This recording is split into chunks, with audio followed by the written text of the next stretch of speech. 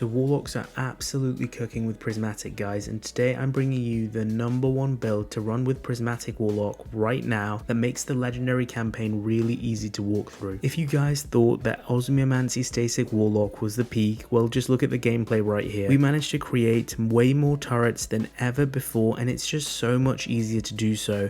We also have an arc buddy that's super juiced up that helps us kill things alongside the 5 to 6 stasis turrets you're constantly going to have, so you'll literally be dominating the battlefield. With this Warlock Prismatic build, you get a massive amount of stasis turrets at any one time in an ad dense area, a supercharged arc soul that destroys everything in its path, infinite enhanced devour which gives us insane healing on every single kill, and giving us massive amounts of grenade energy so you can constantly churn out those stasis turrets, overshields from hoovering up nearby orbs, and then constant amplified for super fast gameplay and even more damage reduction. So let's get into it. In terms of aspects, we use Bleakwatcher and Feed the Void, which are actually the first aspects you unlock with Prismatics. You can start using this build really early on in the campaign. Bleakwatcher lets you hold down your grenade, any grenade, and convert it into a stasis turret, which shoots at enemies, slows them down, and eventually freezes them. Our second aspect is Feed the Void, whereby any ability kill now grants us Devour, and our Devour is improved to give us double the benefits. Typically, Devour gives you 100 HP heal, but with Feed the Void it becomes 200 HP.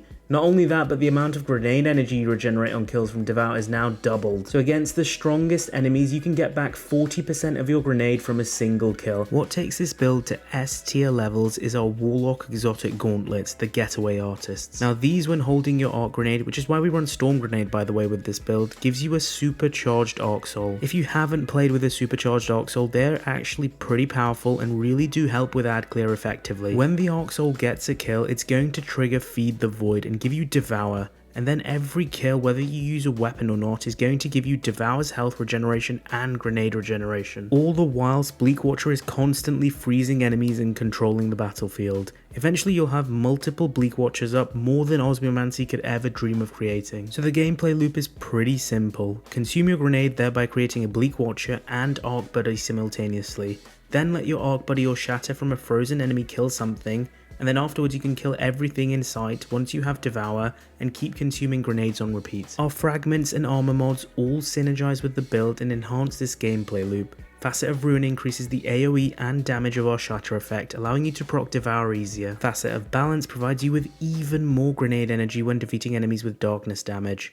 Facet of Courage boosts your arc soul damage against slowed and frozen enemies, which our Bleakwatcher is constantly applying. Facet of Purpose gives us a buff based on what super we're running.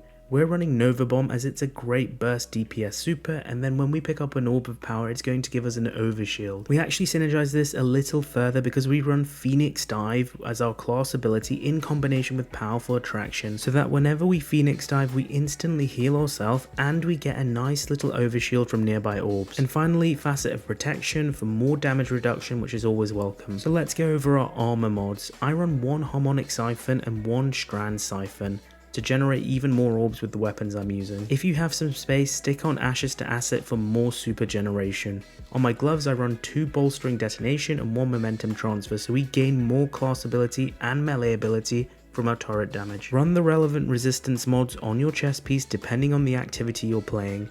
On my boots, I ran 2 innovation mods with 1 absolution, so when we Phoenix dived and triggered Powerful Attraction, those orbs would give us more grenade energy. And finally on my cloak, I ran 1 Reaper mod, so we generated even more orbs of power after using Phoenix Dive, Powerful Attraction to hoover up nearby orbs, and 1 special finisher. In terms of stat distribution, there's only really 2 stats to worry about. 100 resilience for the 30% damage reduction, 100 discipline to minimize your grenade spam cooldown. Everything else is pretty much a luxury here. In terms of weapon recommendations, the good thing about this build is that there's no weapon requirements as such. Any weapon will work, but there is one weapon I wanted to mention, and that's Buried Bloodline. Buried Bloodline helps to trigger Devour in certain instances a little quicker than your Arc Soul, and because we constantly do have Devour, Buried Bloodline's Catalyst will apply Weaken to enemies, which is amazing. This season this goes even further because when we kill weakened enemies we get an overshield, and Weaken is buffed against void sources of damage, which Buried Bloodline is in itself. But don't worry if you don't have this weapon, the build is still incredible without it. We also have Galvanic Armor because we're constantly amplified with this build, and then we get even more damage reduction on top. I see a lot of people running Hellion so that you have Bleakwatcher, Hellion, and Arc Buddy all at once, but losing Devour is actually pretty bad for the build because Devour is central to grenade spam, and if you are going to run Hellion instead of Devour, then you have to use Buried Bloodline. It becomes a necessity at that point. But even then, in my eyes, it's still not worth it because you're losing out on the benefits of Enhanced Devour, which is what Feed the Void provides. So there you have it, my Prismatic Stasis Arc Turret build that is absolutely amazing in any content. If you enjoyed what I talked about today, remember to smash the like button and subscribe to the channel for more Destiny builds, both PvE and PvP, as we get deeper into the final shape. I'm Mr. Ronnet, and that's it for today. Peace out, guys.